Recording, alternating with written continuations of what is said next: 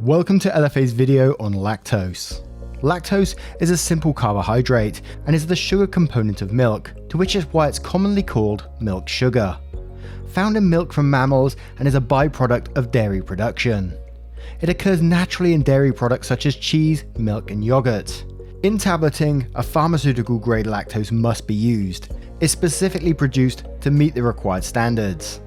The main purposes of lactose in a formulation is as a filler and is known to have excellent binding properties.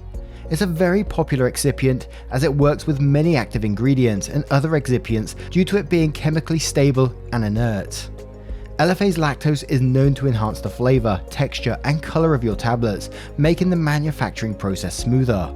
Lactose is easily available and cost effective. It's one of the cheapest excipients on the market. It can be combined with sucrose to create sugar coating mixtures.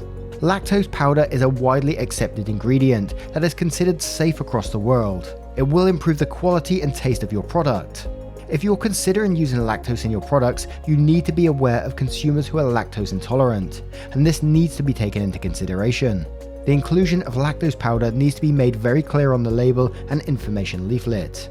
For more information on LFA's excipients, tablet presses and more, please visit www.lfatabletpresses.com.